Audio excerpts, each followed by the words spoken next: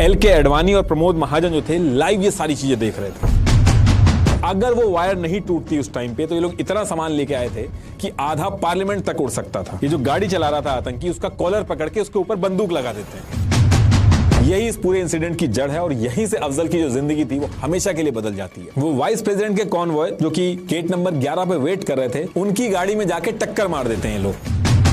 लाल कृष्ण अडवाणी जी को प्रमोद महाजन जो थे वो हाथ से पकड़ के अपने कमरे में ले जाते हैं और उनके कमरे में सीसीटीवी कैमरा। जैसे इनकी एम्बेसडर कार पार्लियामेंट के एरिया में पहुंचती है, ये लोग गाड़ी रोकते हैं और मिनिस्ट्री ऑफ होम अफेयर वाला जो फेक स्टिकर था, ये चीज सुनते ही पीएम अटल बिहारी वाजपेयी जी और सोनिया गांधी जी ये अपने गवर्नमेंट बंगलो जो था इनका, उसके लिए रवाना हो जाते हैं। नमस्कार दोस्तों, स्वागत है आप सभी लोगों का मेरे चैनल डी के रिएक्शन वीडियो में। तो दोस्तों, जो वीडियो मैं आज आपके लिए लेके आया हूँ वो आपको बहुत इंटरेस्टिंग लगने वाला है। इंटरेस्टिंग के साथ साथ ये नॉलेजफुल होने वाला है। 13 दिसंबर 2001 को क्या हुआ था पार्लियामेंट में, अफजल गुरु कौन था, वो कैसे एक आतंकवादी बना, उसकी ट्रेनिंग कहाँ हुई, किसने उसकी हेल्प की, कैसे उसका माइंड वॉश किया गया, पाकिस्तान में कहाँ कहाँ क्या क्या कौन कौन आतंकवादी उससे मिले, ये सारी जानकारी आपको इस वीडियो में मिलने वाली है। तो उम्मीद है ये वीडियो आप लोगों को पसंद आने वाला है और बहुत ही ज़्यादा नॉलेजफुल होने वाला है, क्योंकि जो भी भोले भाले स्टूडेंट होते हैं, जो पढ़ने वाले बच्चे होते हैं कम उम्र के, उनका माइंड वॉश कैसे किया जाता है, ये सारा वीडियो उन सब की पोल खोलता है कि कैसे ये लोग कश्मीर में रह के, पाकिस्तानी लोग कश्मीर में घुल मिल जाते हैं, वहाँ रहते हैं, वहाँ कैसे इनका माइंड वॉश किया जाता है और इंडिया को नुकसान पहुँचाने के लिए कितनी हदें पार कर जाते हैं। तो ये सारी नॉलेज आपको इस वीडियो में मिलने वाली है, तो लास्ट तक ये वीडियो जरूर देखिएगा।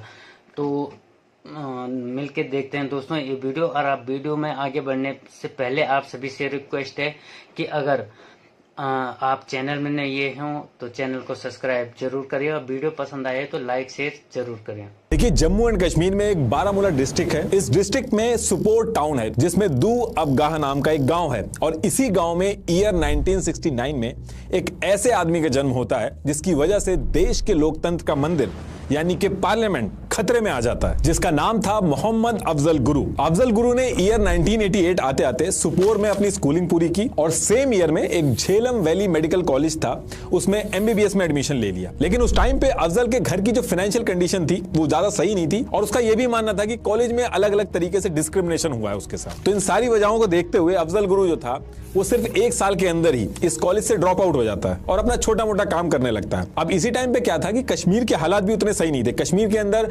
सेपरेटिस्ट मूवमेंट बहुत ही तेजी से फैल रही थी, जिसको Jammu Kashmir liberation front JKLF चला रहा था।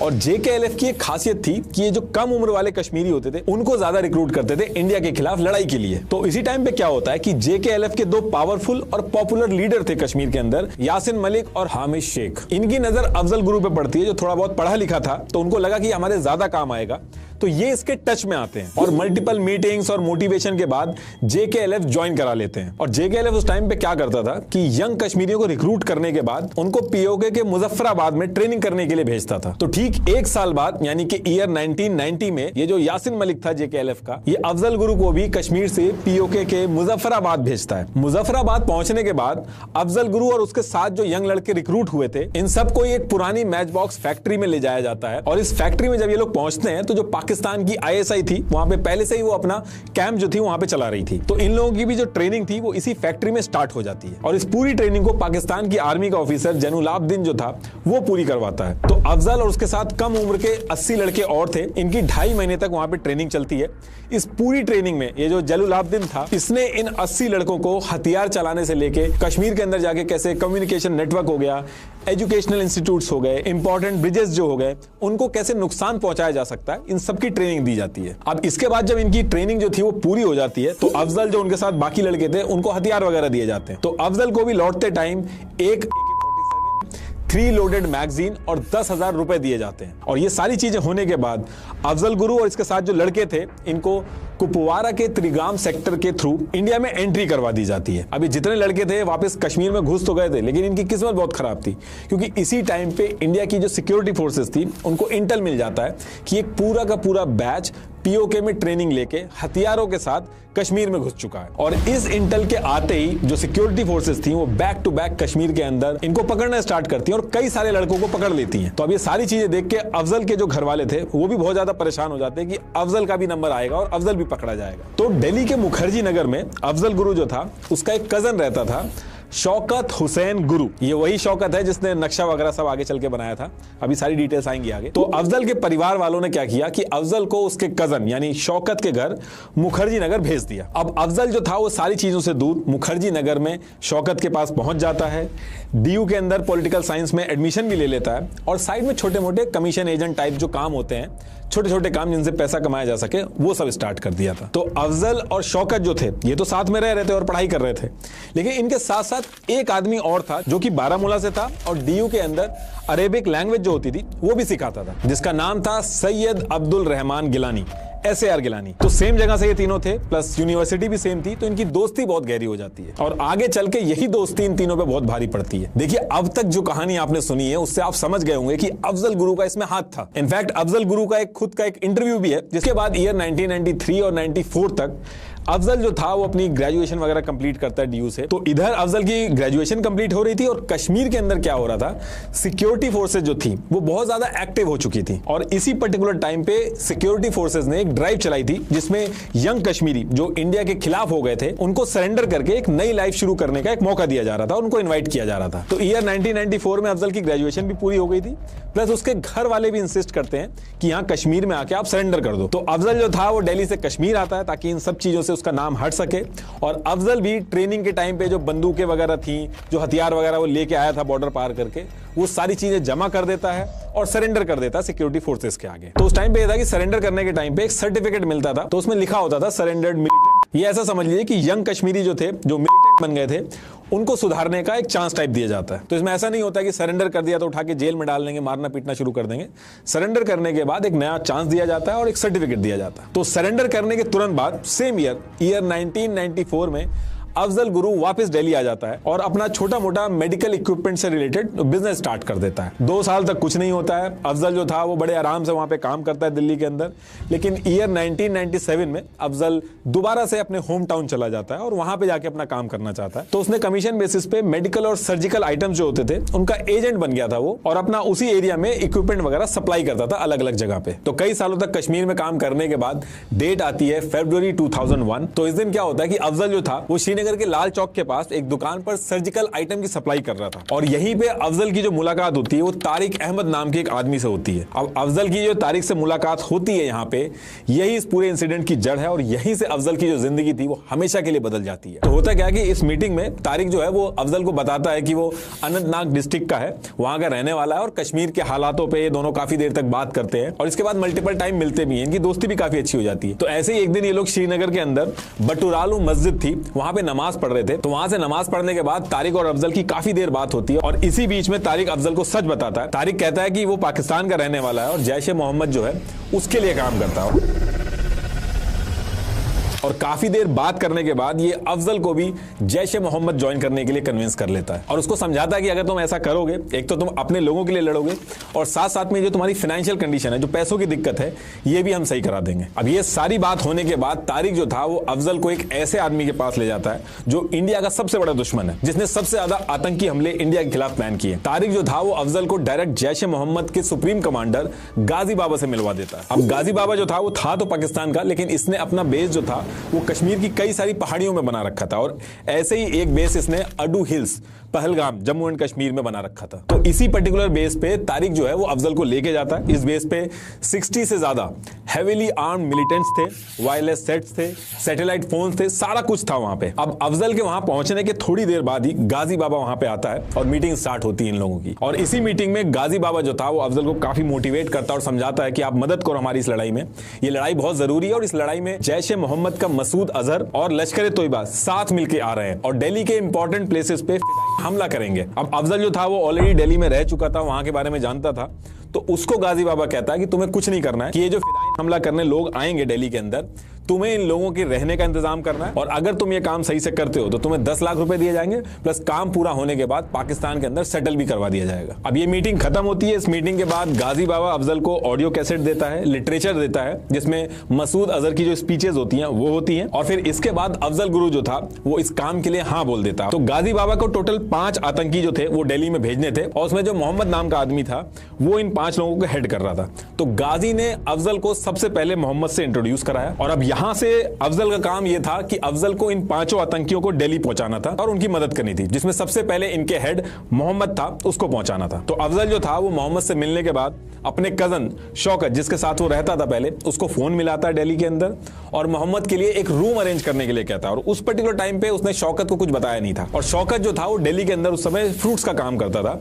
और उसकी शादी भी हो चुकी थी नवजोत संधू नाम की लड़की से, और शादी के बाद उस लड़की का नाम चेंज हो गया था, अफशान गुरु हो गया था। तो शौकत और उसकी बीवी जो थे मुखर्जी नगर के हाउस नंबर 1021 के फर्स्ट फ्लोर पे रहते थे। तो अफजल का जब फोन गया था शौकत के पास, तो शौकत ने अपने घर के थोड़ी दूर पे ही मुखर्जी नगर में ही क्रिश्चियन कॉलोनी थी B41 में, जो कि एक बॉयज हॉस्टल था, उसके ग्राउंड फ्लोर पे एक रूम का अरेंजमेंट कर लिया। अब क्योंकि आगे चल के 4 लोगों को और आना था दिल्ली में, तो रूम चाहिए थे, तो शौकत ने दूसरा रूम भी अरेंज किया मुखर्जी नगर के गांधी विहार A97 के सेकंड फ्लोर पे। अब ये सारे अरेंजमेंट कंप्लीट होने के बाद नवंबर 2001 में अफजल गुरु मोहम्मद को कश्मीर से लेके दिल्ली के लिए निकलता है। और मोहम्मद जब अफजल के साथ निकल रहा था, उसके पास कोई हथियार वगैरह नहीं थे, सिर्फ उसके पास एक कॉम्पैक्ट प्रेसारियो लैपटॉप और 50,000 रुपए थे, और कुछ भी नहीं था उसके पास। अब अफजल और मोहम्मद जो थे वो दिल्ली पहुंचने के बाद शौकत के घर पे जाते हैं, वहां ये तीनों मिलते हैं, और अफजल जो था वो शौकत को सब कुछ बता देता है कि ऐसे 5 लोग आने वाले हैं, ऐसे ऐसे हमला करने वाले हैं। तो शौकत जो था वो भी इस प्लान में शामिल हो जाता है। तो अब मोहम्मद तो पहुंच चुका था दिल्ली के अंदर, लेकिन 4 लोगों को और पहुंचाना था अफजल को, और इन सारे अरेंजमेंट के लिए पैसे भी चाहिए थे। तो मोहम्मद दिल्ली पहुंचने के बाद सबसे पहले हवाला के थ्रू 20 लाख रुपए मंगवाता है एक अननोन सोर्स से। उसके बाद उसमें से 5 लाख रुपए जो थे वो अफजल को देता है, और कहता है कि अभी जब तुम वापस जाओगे कश्मीर लड़कों को लेने,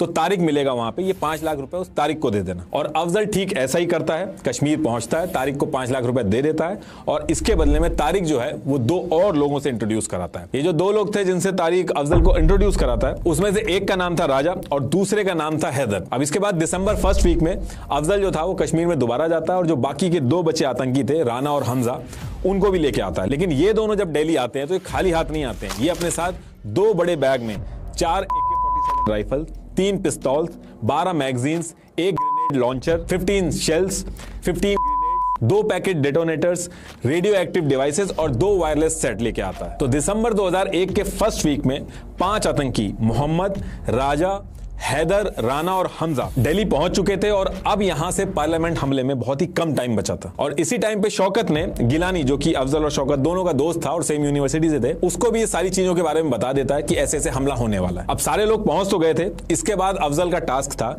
कि अफजल को इन लोगों के लिए मोबाइल और सिम अरेंजमेंट करना था। अफजल 4 दिसंबर 2001 को मॉडल टाउन में कमल किशोर की मोबाइल शॉप से मोटोरोला मॉडल 180 का मोबाइल और एक सिम लाता है, और फिर उसके बाद गफ्फार मार्केट में संदीप चौधरी की दुकान शॉप नंबर 26 से Sony Ericsson model J70 mobile और कुछ सिम लेके आता है। तो इस तरीके से इनके पास 5 मोबाइल फोन और 6 सिम कार्ड हो जाते हैं। अब ये मोबाइल और सिम कार्ड जब सबके पास अपने अपने हो जाते हैं, तो सबसे पहला यूज इसका 5 दिसंबर को मोहम्मद, जो कि हेड था इनका, ये करता है। ये अपने नए मोबाइल नंबर 9810565284 से दुबई पे मल्टीपल कॉल लगाता है और प्लान डिस्कस करता है, और फिर ये सारी बात करने के बाद ये लोग अपनी प्लानिंग स्टार्ट कर देते हैं। और ये इससे रिलेटेड जितने भी ये मीटिंग करते थे, ये शौकत के घर पे करते थे, यानी कि मुखर्जी नगर के हाउस नंबर 1021 पे। और जब ये मीटिंग होती थी इस घर पे, तो पाकिस्तान के 5 आतंकी जो अटैक करने आए थे ये होते थे, और इनके साथ 3 लोग और होते थे, यानी कि अफजल गुरु, SAR गिलानी, शौकत, ये तीनों भी रहते थे इनके साथ। और घर में जो शौकत की वाइफ थी अफशान गुरु,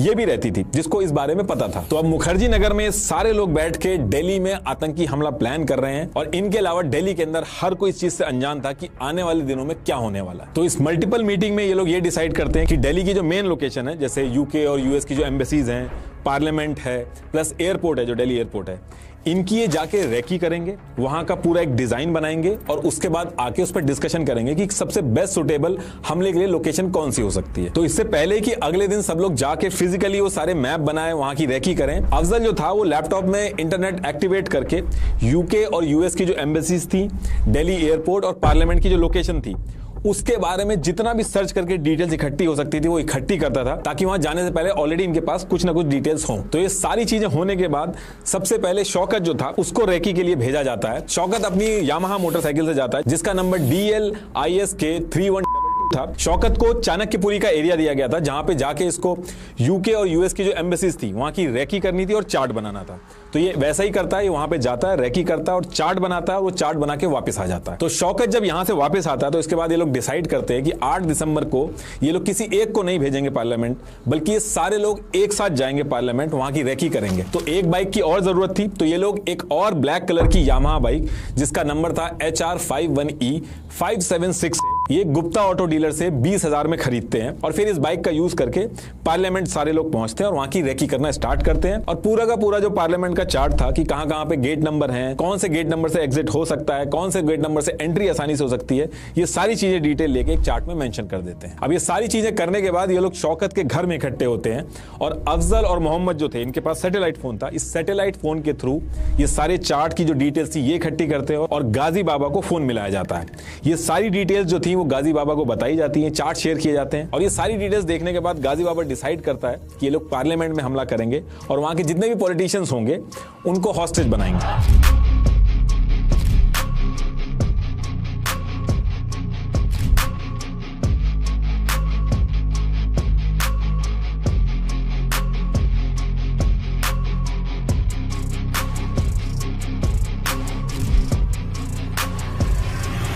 और गाजी बाबा से गो हेड मिलने के बाद ये जितने भी लोग थे सारे लोग हमला करने की तैयारी में लग जाते हैं अगले दिन से। अब इसके बाद इनको बहुत ही कम टाइम में बहुत सारी चीजों का इंतजाम करना था। जैसे इसके बाद इन्हें 7:2:1 के रेशियो में ammonium nitrate, ammonium silver, ammonium powder और सल्फर का इंतजाम करना था ताकि इन केमिकल्स का यूज करके लोग बना सके। और ये जो सारे केमिकल्स थे ये बाजार में मिल जाते हैं आसानी से। तो इसका भी जो काम दिया गया था ये अफजल को दिया गया था। तो अफजल 6 दिसंबर को हमजा के साथ दिल्ली में खादी बाउली एरिया में अनिल कुमार की दुकान से 50 केजी अमोनियम नाइट्रेट खरीदता है। ऐसे ही तुलाराम एंड सन से 15 KG silver powder, 5 KG sulphur, 30 KG capacity का स्टील ड्रम, मिक्सचर ग्राइंडर और जार के साथ ये लोग ड्राई फ्रूट्स भी खरीदते हैं ताकि ऑपरेशन लंबा चले तो इनके पास खाने के लिए कुछ रहे। अब ये सामान तो ये लोग ले आए थे, लेकिन ये जो रूम इन्होंने रेंट पे लिए थे छोटे थे, तो इनको ये सब बनाने के लिए, कार वगैरह पार्क करने के लिए, हर एक चीज करने के लिए एक बड़ा घर चाहिए था। तो 9 दिसंबर 2001 को ये लोग मुखर्जी नगर के इंदिरा विहार में हाउस नंबर 281 जो कि 2nd फ्लोर पे था उसको प्रॉपर्टी डीलर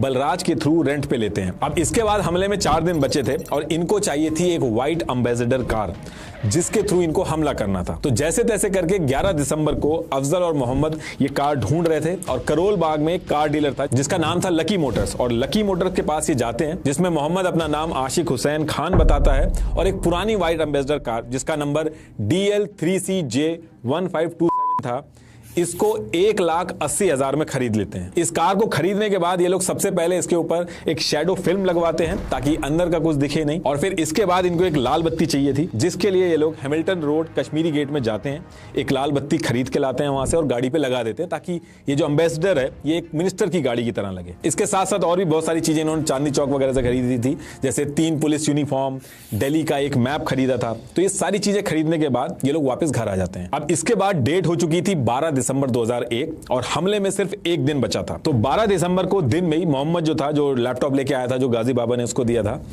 उसका यूज करके मिनिस्ट्री ऑफ होम अफेयर का एक फेक स्टिकर बनाता है कार पे लगाने के लिए, उसको प्रिंट कर लेता है उसी से। इसके साथ साथ 8 फेक आईडी कार्ड भी प्रिंट करके बनाता है जिससे इनकी एंट्री पार्लियामेंट में आसानी से हो जाए। ये जो फेक आईडी कार्ड्स थे ये कंप्यूटर इंस्टीट्यूट्स के नाम पे बने थे जिसमें फोटो तो इनकी थी लेकिन इनका जो नाम था, इंस्टीट्यूट का जो नाम था, एड्रेस जो था, इशू डेट जो थी, ये सारी चीजें इन्होंने गलत मेंशन कर रखी थी। और इन सारे आईडी कार्ड्स पे एक चीज थी कि एक ही मोबाइल नंबर सारे आईडी कार्ड्स पे लिखा था और ये जो नंबर लिखा था इसी के थ्रू ये हमले के बाद पकड़े जाते हैं। पुलिस इसी से बहुत बड़ा क्लू निकालती है, वो अभी आगे बताऊंगा आपको। ये इस तरीके से डिटेल्स मेंशन की थी इन्होंने आईडी कार्ड में। अब ये सारा अरेंजमेंट करते करते 12 तारीख हो गई थी, पूरी रात हो चुकी थी और हमला होने में कुछ ही घंटे बचे थे। और 12 तारीख को ये लोग जो सामान वगैरह लाए थे वगैरह बना के बैटरी और वायर के साथ ये सारी चीजें कार के अंदर फिट कर देते हैं। अब इसके बाद मोहम्मद जो कि इनका हेड था, वो जहां पे गाड़ी वगैरह असेंबल कर रहा था वहीं पे अफजल को बुलाता है। वहां पे जो अपना लाया हुआ लैपटॉप था वो अफजल को दे देता है और कहता है कि इसको गाजी बाबा को वापस कर देना, और इसके साथ साथ 10 लाख रुपए भी देता है अफजल को और कहता है कि तुम तीनों यानी कि अफजल, शौकत और गिलानी इनको आपस में बांटने को कहता है। और आगे चल के कोर्ट में भी ये चीज आई थी कि 12 और 13 दिसंबर की रात को 12:40 के करीब गिलानी जो था वो लगातार कॉल करता था शौकत को। अब इसके बाद डेट आती है 13 दिसंबर 2001 और इसी दिन पार्लियामेंट पे हमला होना था। सुबह 10 बजे ये सारे लोग हर एक सामान जो हमले में यूज होना था सब कुछ उठा के एम्बेसडर कार जो थी उसमें रख देते हैं और फिर सारा सामान रखने के बाद ये पांचों आतंकी पार्लियामेंट पे हमला करने के लिए निकल जाते हैं। जैसे इनकी एम्बेसडर कार पार्लियामेंट के एरिया में पहुंचती है, ये लोग गाड़ी रोकते हैं और मिनिस्ट्री ऑफ होम अफेयर वाला जो फेक स्टिकर था उसको कार के फ्रंट ग्लास पे लगा देते हैं और तब तक टाइम हो चुका था 10:40।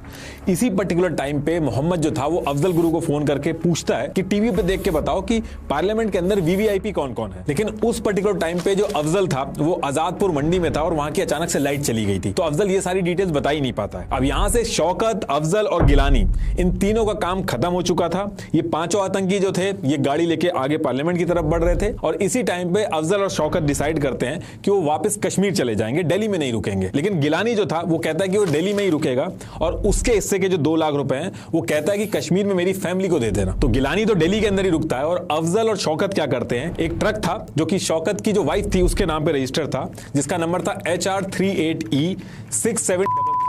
इसमें बैठ के लोग आराम से श्रीनगर के लिए निकल जाते हैं। अब इधर ये लोग श्रीनगर के लिए निकल जाते हैं और ये जो 5 आतंकी एम्बेसडर में बैठ के पार्लियामेंट की तरफ हमला करने के लिए बढ़ रहे थे ये बहुत ही पास पहुंच गए थे और करीब 11 बजने वाले थे और पार्लियामेंट का जो सेशन था वो भी एग्जैक्टली 11 बजे ही स्टार्ट होना था। तो देखिए पुरानी जो इंडियन पार्लियामेंट की बिल्डिंग थी उस टाइम पे वो राउंड शेप में थी जिसमें एंट्री करने के लिए 12 बड़े वुडन गेट थे 1 से लेके 12 तक और एंटी क्लॉक डायरेक्शन में थे ये, जिसमें से ये जो गेट नंबर 11 है यहां से इंडिया के वाइस प्रेसिडेंट की एंट्री और एग्जिट होती है और ये जो बाकी के गेट्स होते हैं वहां से बाकी के पॉलिटिशियंस आते जाते हैं। ये जो पार्लियामेंट की बिल्डिंग है इसके चारों तरफ एक बड़ी सर्किल शेप में एक रोड है, तो इस रोड पे भी पहुंचने के लिए 7 आयरन गेट्स राउंड शेप में बैरिकेडिंग टाइप जैसे होती है वैसे लगे हुए थे। ये वो 7 एंट्री पॉइंट थी। तो जब भी यहां पे कोई गाड़ी आती है तो वहां पे आईडी वगैरह चेक करानी होती है और चेक होने के बाद ही आप इस रोड पे आ सकते हैं। बेसिकली आईडी चेक करा के जब आप इस रोड पे आ जाते हैं तो इसका मतलब कि आप पार्लियामेंट कॉम्प्लेक्स में एंट्री कर चुके हैं। 2001 के टाइम पे जो पुराना पार्लियामेंट था उसमें 3 लेयर्ड सिक्योरिटी थी जिसको सीआरपीएफ, आईटीबीपी और दिल्ली पुलिस देख रही थी। तो उधर से ये जो 5 आतंकी थे ये अपनी एम्बेसडर कार में पार्लियामेंट की तरफ पहुंच रहे थे और इधर पार्लियामेंट में विंटर सेशन जो था वो चल रहा था और राज्यसभा और लोकसभा दोनों फंक्शन में थे। तो इसके बाद 11 बजते ही पार्लियामेंट का जो सेशन था वो स्टार्ट हो जाता है और ये जो सेशन था इसको 1 बजे चलना था, लेकिन सेशन के बीच में एक दिक्कत हो जाती है। उस टाइम पे बीजेपी की सरकार थी तो कारगिल वॉर के जो शहीद थे उनके महंगे कॉफिन को खरीदने के लिए ऑपोजिशन यानी कि कांग्रेस जो था वो बीजेपी के नेताओं के रेजिग्नेशन की मांग कर रहा था और बहुत ज्यादा हु हल्ला हो रहा था पार्लियामेंट के अंदर। और जब बहुत ज्यादा हल्ला होने लगता है तो स्पीकर जो थे वो 11:20 पे ही 40 मिनट के लिए पूरा सेशन जो था वो रोक देते हैं और कहते हैं अब इसके बाद 12 बजे दोबारा से सेशन स्टार्ट होगा। अब ये चीज सुनते ही पीएम अटल बिहारी वाजपेयी जी और सोनिया गांधी जी ये अपने गवर्नमेंट बंगलो जो था इनका उसके लिए रवाना हो जाते हैं। लेकिन बाकी 200 बड़े नेता जैसे एलके आडवाणी, अरुण जेटली, सुषमा स्वराज, मनमोहन सिंह, प्रमोद महाजन सब पार्लियामेंट के अंदर थे। तो इसके बाद अब बजते हैं 11:30 और आयरन गेट का जो गेट नंबर 2 था इसी गेट पे आतंकियों की जो व्हाइट एम्बेसडर कार थी वो पहुंचती है। होम मिनिस्ट्री का स्टिकर वगैरह लगा हुआ था तो इनको एंट्री मिल जाती है और ये एंट्री करने के बाद गेट नंबर 12 की तरफ जाने लगते हैं। प्लान इनका ये था कि ये कार जो है ये चुपचाप कहीं पे पार्क कर देंगे और ब्लास्ट कर देंगे और फिर उसके बाद सारी की सारी जो 3 लेयर सिक्योरिटी है उसका ध्यान कार पे होगा और जब सारे लोगों का ध्यान कार पे होगा तो ये लोग पार्लियामेंट के अंदर घुस के सारे नेताओं को बंदी बना लेंगे और उसके बाद फिर नेगोशिएशन करेंगे। तो ये इनका प्लान था। लेकिन जैसे ये आतंकी अपनी एम्बेसडर कार लेके आयरन गेट से एंट्री करते हैं तो ये लोग हड़बड़ी में जो इनकी एम्बेसडर कार थी उसको नॉर्मल स्पीड से तेज चला रहे थे। तो अब नॉर्मली क्या होता है, नेताओं की जो एम्बेसडर कार होती है वो नॉर्मल स्पीड पर चलती है। तो जब इनकी कार नॉर्मल स्पीड से तेज जा रही थी तो वॉच एंड वार्ड के स्टाफ मेंबर जेपी यादव जो थे उनको ये चीज देख के थोड़ा अजीब लगता है कि ये जो गाड़ी है ये इतनी तेजी में क्यों जा रही है। तो जैसे इनको शक होता है वो इस कार को रोकने की कोशिश करते हैं, लेकिन ये लोग अपनी एम्बेसडर कार रोकते नहीं है बल्कि और तेज स्पीड करके भागने लगते हैं। अब यहां से जेपी यादव जो थे उनका जो डाउट था वो और बढ़ जाता है, तो वो इनकी गाड़ी का पीछा करने लगते हैं। तो एक तरफ ये गाड़ी तेजी से लेके आ रहे थे जिसके पीछे जेपी यादव इनका पीछा कर रहे थे और दूसरी तरफ वाइस प्रेसिडेंट कृष्णकांत जो थे वो गेट नंबर 11 से निकलना था उनको। तो वाइस प्रेसिडेंट का जो स्कॉट व्हीकल का जो कॉन्वॉय था वो वहीं पे गेट नंबर 11 पे वेट कर रहा था। थोड़ी देर के लिए वाइस प्रेसिडेंट निकलते भी हैं लेकिन कुछ काम आ जाता है तो जो वाइस प्रेसिडेंट थे वो वापस अंदर चले जाते हैं और गेट नंबर 11 के बाहर जो उनका कॉन्वॉय था वो वहां पे वेट कर रहा था। और दूसरी तरफ से भागते भागते जो आतंकियों की गाड़ी थी ये जल्दबाजी के चक्कर में इसी कॉन्वॉय के बगल में ले जाते हैं, फिर धीरे धीरे रिवर्स करने लगते हैं और हड़बड़ी में ये जब रिवर्स कर रहे होते हैं तो इनकी गाड़ी जो थी वो वाइस प्रेसिडेंट के कॉन्वॉय जो कि गेट नंबर 11 पे वेट कर रहे थे उनकी गाड़ी में जाके टक्कर मार देते हैं लोग। लेकिन इस टक्कर की वजह से एक चीज अच्छी हो जाती है कि आतंकियों की कार में जो एलईडी लगा था उसके डेटोनेटर की वायर लूज हो जाती है, जिसकी वजह से जो लगा हुआ था इनका वो काम करना बंद कर देता है। और अगर वो वायर नहीं टूटती उस टाइम पे तो ये लोग इतना सामान लेके आए थे कि आधा पार्लियामेंट तक उड़ सकता था। तो जैसे ही टक्कर लगती है वाइस प्रेसिडेंट के कॉन्वॉय से ड्राइवर शेखर और दिल्ली पुलिस के एएसआई जीत राम, ये जो गाड़ी चला रहा था आतंकी, उसका कॉलर पकड़ के उसके ऊपर बंदूक लगा देते हैं। और इसके बाद जैसे ये चीज होती है एकदम से एम्बेसडर के सारे गेट खुलते हैं और अंधाधुंध से फायरिंग स्टार्ट हो जाती है। तो जैसे ये लोग निकलते हैं उसके बगल में ही देशराज नाम के जो माली थे वो वहीं पे पेड़ों की कटाई कर रहे थे। तो ये लोग निकलते ही सबसे पहले इनको गोली मारते हैं और इसी के साथ साथ एएसआई जीत राम जो थे उनको भी वहीं पे गोली लग जाती है। अब जैसे ये सारी चीजें जेपी यादव देखते हैं जो कि पीछा कर रहे थे, वो वार्निंग अलार्म जो था उसको बजा देते हैं। तो जैसे ही अलार्म बजता है तो गेट नंबर 11 जो था वो तुरंत बंद हो जाता है और बाकी जितने भी पार्लियामेंट के गेट थे और विंडोज थी वो उसी समय पे बंद हो जाती हैं। अब गेट तो बंद हो गए थे लेकिन ये पांचों आतंकी जेपी यादव जो थे उनके ऊपर गोली चला देते हैं और वो शहीद हो जाते हैं। अब गेट नंबर 11 जब बंद हो जाता है तो ये पांचों क्या करते हैं, गेट नंबर 1 की तरफ हथगोले फेंकते हुए और फायरिंग करते हुए भागते हैं। और जैसे ही गेट नंबर 1 पे आतंकी पहुंचते हैं, सीआरपीएफ के हेड कांस्टेबल वाईबी थापा और कांस्टेबल सुखविंदर सिंह आतंकी मोहम्मद को जो कि हेड था उसको गोली मार देते हैं। और मोहम्मद जो था उसकी कमर पे एक्सप्लोजिव बेल्ट बंधी हुई थी। तो गेट नंबर 1 जो था वहां पे बहुत तेजी से धमाका होता है। अब जैसे गेट नंबर 1 पे धमाका होता है, सीआईएसएफ की ब्रावो कंपनी की कांस्टेबल कमलेश कुमारी जो थी वो धमाके की आवाज सुन के बिना बंदूक के अपना वायरलेस सेट हाथ में लेके गेट नंबर 1 की तरफ भागने लगती हैं। लेकिन ये लोग पहले से ही वहां पे थे तो इन्होंने उनके ऊपर भी गोली चला दी और वो भी शहीद हो जाती हैं। अब इसके बाद बाकी बचे जो 4 आतंकी थे वो गेट नंबर 4 और 5 की तरफ भागने लगते हैं। तो एक तरफ ये सब चल रहा था और दूसरी तरफ पार्लियामेंट के अंदर सारे नेताओं को इसके बारे में पता चल चुका था कि किसी तरीके का हुआ है और सारे के सारे जो नेता थे वो सीट के नीचे छुप गए थे। लाल कृष्ण आडवाणी जी को प्रमोद महाजन जो थे वो हाथ से पकड़ के अपने कमरे में ले जाते हैं और उनके कमरे में सीसीटीवी कैमरा की 8 स्क्रीन लगी हुई थी। और ये जो स्क्रीन लगी हुई थी इन स्क्रीन के ऊपर एलके आडवाणी और प्रमोद महाजन जो थे लाइव ये सारी चीजें देख रहे थे, जिसको देख के ये दोनों ही बहुत ज्यादा शॉक्ड थे। जब ये 4 आतंकी गेट नंबर 5 की तरफ जा रहे थे तो बीच में गेट नंबर 9 भी आता है और इसी गेट पे सीआईएसएफ के कांस्टेबल संतोष सिंह थे और ये चारों जो थे ये एकदम इनके टारगेट पे थे। तो इन 4 में से 3 यानी कि हमजा, राजा और राणा, इनको अकेले संतोष सिंह ही निपटा देते हैं। अब अकेला हैदर बचा था जो गेट नंबर 5 की तरफ भाग रहा था पाकिस्तान के नारे लगाते हुए और हथगोले वगैरह फेंकते हुए। बहुत देर भागने के बाद जब सारे गेट बंद थे, सारी खिड़कियां बंद थी, तो वहीं पे दूरदर्शन की केबल थी। तो ये दूरदर्शन की केबल को पकड़ के फर्स्ट फ्लोर पे चढ़ने की कोशिश करता है और इसको सीआरपीएफ के कांस्टेबल श्यामवीर सिंह एक ही शॉट में खत्म कर देते हैं। तो कुल मिला के 30 मिनट के अंदर यानी कि 12:15 तक ये पूरा का पूरा हमला जो है उसको रोक दिया जाता है और इन 5 को खत्म कर दिया जाता है। लेकिन जगह जगह पे इन्होंने हथगोले फेंक रखे थे वो 2-3 घंटे तक फटते रहते तो उसको क्लियर करने में ज्यादा टाइम लगा। अब जब ये सारी चीजें हो गई थी तो सिक्योरिटी गार्ड जो थे वो नेताओं को पार्लियामेंट से निकलने के लिए कहते हैं, लेकिन नेता जो थे वो काफी डर गए थे, वो बाहर ही नहीं निकल रहे थे। 1-2 घंटे तक जो नेता थे उनको मनाया जाता है कि वो पार्लियामेंट से बाहर निकल जाएं, अब खतरे की कोई बात नहीं है। लेकिन नेता एक कंडीशन रखते हैं कि जब आर्मी वाले एक गार्ड बनाएंगे तो उसके बीच में से ये लोग निकलेंगे। तो फिर ऐसा ही किया जाता है और सारे के सारे नेता सेफली निकल जाते हैं। लेकिन इन्हीं सब के बीच में एलके आडवाणी जो थे वो मरे हुए आतंकियों के पास जाते हैं और उनको देखते ही वो सबसे पहली लाइन यही बोलते हैं, दे लुक लाइक पाकिस्तानी। तो ये खतरा तो टल गया था लेकिन हमारे 9 लोग जो थे वो शहीद हो चुके थे। अब इसके बाद इस पूरे एरिया के अंदर एक्सपर्ट्स की जो टीम थी वो पहुंच जाती है एविडेंस वगैरह कलेक्ट करने। तो व्हाइट एम्बेसडर जो लेके आते हैं उसकी पूरी जांच करती है वो, उसमें ड्राई फ्रूट्स के साथ साथ और भी बहुत सारे सामान मिलते हैं और उसमें एक स्टिकर के ऊपर एक मैसेज लिखा हुआ मिलता है, ये वो मैसेज था। और इसके साथ साथ कार के अंदर 30 kg एक्सप्लोजिव मटेरियल जो था वो मिलता है। इसके बाद एक्सपर्ट्स की टीम जो थी वो गेट नंबर 1 जहां मोहम्मद था उसकी बॉडी के पास पहुंचती, जहां पे 3 सिम मिलते हैं जिनसे ये इतने नंबर डायल हुए थे। इसके साथ साथ जीएसएम कम सैटेलाइट नंबर भी मिला था 882165115017। इस जीएसएम सैटेलाइट नंबर पे लोग बात करते थे और ये जो नंबर था जीएसएम सैटेलाइट वाला ये गाजी बाबा का नंबर था। और ऐसे ही जो एक्सपर्ट्स की टीम आई थी उनको गेट नंबर 9 पे जहां राणा, राजा, हमजा की बॉडी थी वहां पे भी इनकी जेब में से स्लिप वगैरह मिलती है जिन पे ये सारे नंबर लिखे हुए थे। लेकिन जितने भी नंबर वगैरह मिले थे उनसे ज्यादा कुछ तो नहीं हो पाया, लेकिन एक नंबर था जो हर किसी की आईडी पे मेंशन था 9811489429। और इसी नंबर की वजह से पुलिस इस पूरे ऑपरेशन को पकड़ लेती है। और सेम टाइम पे टीवी पे न्यूज वगैरह भी चल रही थी, तो लकी मोटर्स के हरपाल सिंह न्यूज देखते ही बहुत ज्यादा घबरा जाते हैं, क्योंकि इनसे ही 2 दिन पहले एम्बेसडर कार खरीद के ले गए थे सारे आतंकी। तो हरपाल सिंह तुरंत दौड़ते हुए ओरिजिनल रिसिप्ट जो थी और जो फोटो थी इन आतंकियों की, ये सारी लेके पुलिस स्टेशन पहुंचते हैं और पुलिस को इन्फॉर्म कर देते हैं। उसके बाद पुलिस इनको जो बॉडी पड़ी हुई थी आतंकियों की, उनको पहचान वगैरह करा के इनको छोड़ देती है। अब ये जो कॉमन नंबर था जो सबकी आईडी पे मेंशन था, इसकी इंक्वायरी का काम दिया गया इंस्पेक्टर मोहन चंद शर्मा जी को। तो वो जब इसकी इंक्वायरी करते हैं तो पता चलता है कि जो नंबर है ये 6 नवंबर 2001 को एक्टिव हुआ है। ये अकेला नंबर था जो सारे नंबर से टच में था, लेकिन उस पर्टिकुलर टाइम पे स्विच ऑफ आ रहा था। तो पुलिस इसकी डिटेल्स निकलवाना स्टार्ट करती है और जैसे इस नंबर की रिपोर्ट सामने आती है तो पता चलता है कि 3 बार इस नंबर ने आतंकियों के हेड मोहम्मद को अलग अलग टाइम पे कॉल किया था। एक 10:40 पे, एक 11:04 पे और एक 11:22 पे। तो जैसे ही डिटेल सामने आती है, पुलिस का ध्यान पूरी तरीके से इस नंबर की डिटेल निकालने में लग जाता है। तो पता करते करते ये पता चलता है कि इस नंबर से एक नंबर और टच में है, जो नंबर था 9811573506, इस नंबर के टच में था।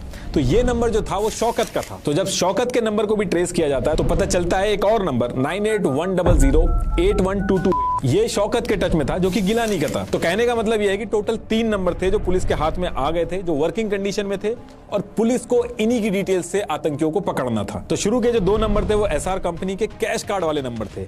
तो कैश कार्ड की वजह से पुलिस को ज्यादा डिटेल इसकी नहीं पता चल पाई। लेकिन जो तीसरा नंबर था जो गिलानी वाला था, वो एयरटेल का नंबर था और इसकी पेमेंट गिलानी ने गलती से अपने एसबीआई कार्ड से की थी, जिसकी वजह से गिलानी का जो एड्रेस था 535 DR मुखर्जी नगर दिल्ली, ये पुलिस के हाथ में आ जाता और ये इकलौता नंबर था जो ऑन था और गिलानी का यही नंबर इन सबको पकड़वाता है। अब ये सारी डिटेल्स पता चलने के बाद भी जो पुलिस थी वो कुछ देर इंतजार करती है और इंस्पेक्टर मोहन जो थे वो इन तीनों नंबर को सर्विलांस पे लगा देते हैं और पूरी टीम बैठ के वेट करती है ताकि इन नंबर पे कोई भी कॉल आए तो वो पूरी बात सुन सके। तो काफी देर वेट करने के बाद 14 दिसंबर 2001 को 12:52 पे कश्मीर से गिलानी का जो कजन था वो गिलानी के नंबर पे कॉल करता है। पूरी टीम में से इंस्पेक्टर हरिंदर सिंह जो थे, जो काफी देर से इसका वेट कर रहे थे, वो इसको इंटरसेप्ट कर लेते हैं और सारी बात रिकॉर्ड कर लेते हैं। तो उधर से गिलानी का जो कजन था वो कश्मीरी में बोलता है ये क्या करो, और इधर से गिलानी कश्मीरी में बोलता है ईचे जरूरी, मतलब कि उधर से वो पूछता है कि क्या कर दिया और इधर से जवाब में गिलानी कहता है कि ये जरूरी था। अब यहां से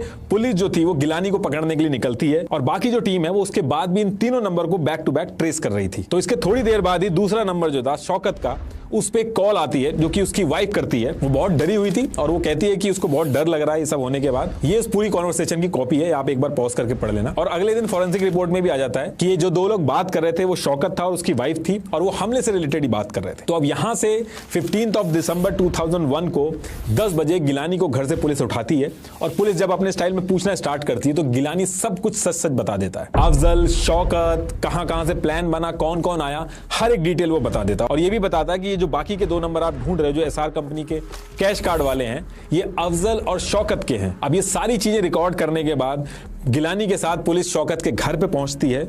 शौकत तो था नहीं लेकिन उसकी वाइफ मिलती है। तो 10:45 पे पुलिस उसकी वाइफ को भी पकड़ लेती है और अफसान गुरु जो उसकी वाइफ थी वो एक्सेप्ट कर लेती है कि उसे पार्लियामेंट की सारी प्लानिंग के बारे में पता था। और ये भी बताती है साथ में कि शौकत और अफजल जो हैं वो दिल्ली में नहीं है। उन्होंने एक ट्रक है जिसका नंबर है HR38E6733, इसमें बैठ के श्रीनगर पहुंच चुके हैं। अब ये जो ट्रक का नंबर था और जो सारी डिटेल थी पुलिस क्या करती है, इस श्रीनगर में भेज देती है और 15 दिसंबर 2001 को 11:30 पर अफजल और शौकत जो था उसको श्रीनगर में भी पकड़ लिया जाता है और दिल्ली पुलिस श्रीनगर में जाके अफजल और शौकत को दिल्ली उठा के ले आती है। जब दिल्ली पुलिस इनको अरेस्ट कर रही थी तो इनके पास से 10 लाख रुपए, एक कॉम्पैक्ट प्रेसारियो लैपटॉप, वही जो मोहम्मद ने गाजी बाबा को देने के लिए दिया था, और एक नोकिया का मोबाइल मिलता है जिसका IMEI नंबर ये था। और जब इस लैपटॉप को फोरेंसिक में भेजा जाता है तो पता चलता है कि सारी डिटेल्स, मिनिस्ट्री की डिटेल्स, मैप्स, फेक स्टिकर्स जो बनाए गए थे सब इसी लैपटॉप से बनाए गए थे और ये पकड़े जाते हैं। और इस लैपटॉप से ये भी पता चलता है कि इन लोगों ने